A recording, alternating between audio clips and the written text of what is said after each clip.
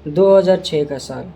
नोएडा के एक छोटे से गांव नेठारी में लोग अपने बच्चों को लेकर परेशान थे। बच्चे एक एक करके गायब हो रहे थे और कोई नहीं जानता था कि उनके साथ क्या हुआ। और जब सच सामने आया तो पूरे देश का दिल कांप गया। यह है नेठारी कांड का सच, एक ऐसा केस जो पूरे इंडिया के इतिहास में सबसे डरावना चैप्टर बना।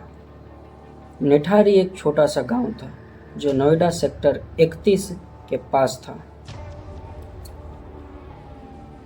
वहाँ आम लोग, मजदूर और छोटी छोटी दुकान वाले रहते थे। एक तरफ बड़ी बड़ी कोठियाँ थी तो दूसरी तरफ गरीबों की बस्तियाँ। 2005 के पास इस गांव में अजीब तरह की घटनाएं होने लगी। एक एक करके सारे बच्चे गायब होने लगे। ज़्यादातर गरीब फैमिली के बच्चे गायब होने लगे। पहले तो लोगों ने सोचा कोई भाग गया होगा या कहीं कोई रह गया होगा, लेकिन जब एक महीने में 3 से 4 बच्चे गायब हो गए तो लोगों को शक होने लगा। गुमशुदा बच्चों के माँ बाप पुलिस के पास गए, लेकिन शुरू में पुलिस ने एफआईआर लिखने में देर लगाई। पुलिस ने कहा बच्चों को हम ढूंढ लेंगे, बच्चे शायद भाग गए होंगे या कहीं रह गए होंगे। लेकिन पेरेंट्स के लिए हर एक दिन 1 साल के बराबर था। एक माँ कहती है, मेरा बेटा सुबह खेलने गया था, शाम को वापस ही नहीं आया। हमने उसे गली गली ढूंढा लेकिन वो कहीं नहीं मिला। महीनों तक पुलिस के पास कोई जवाब नहीं था।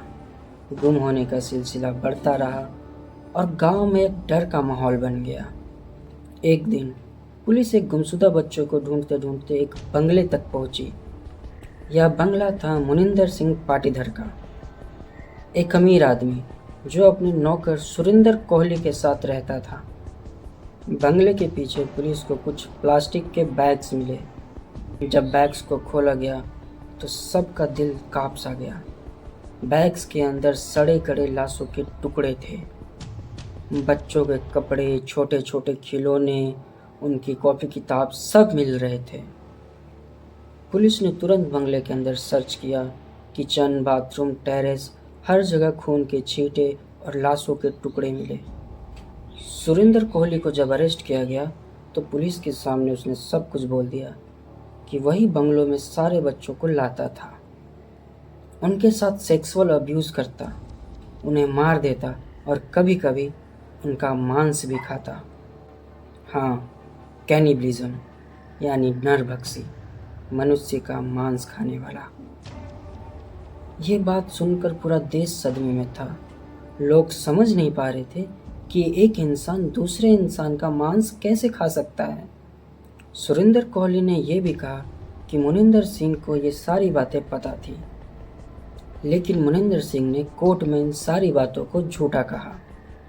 न्यूज़ चैनल्स लगातार कवरेज कर रही थी और बच्चों के माँ बाप रो रो कर इंसाफ मांग रहे थे।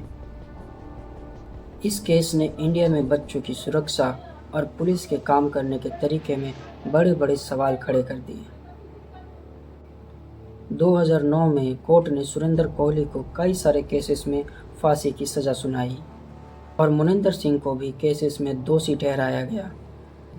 लेकिन कुछ सज़ाओं में मुनिंदर सिंह को छोड़ भी दिया गया क्योंकि एविडेंस की कमी थी। कुछ लोग कहते हैं पुलिस ने शुरू में देरी की, जिसकी वजह से एविडेंस की कमी बनी। अगर पुलिस ने टाइम पर एक्शन ली होती तो शायद कई सारे बच्चों को बचाया जा सकता था। आज भी कई ऐसे सवाल हैं जिनका जवाब नहीं मिला। क्या मुनिंदर सिंह सच में बेकसूर था या वह सब कुछ जानता था? सुरिंदर कोहली ने जो भी बोला, क्या वो पूरा सच था? पुलिस ने टाइम पर एक्शन क्यों नहीं लिया? विक्टिम्स के परिवार आज भी कहते हैं हमें पूरा न्याय चाहिए। 20 से ज़्यादा मासूम जिंदगियां एक ही बंगले में ख़त्म हो गई।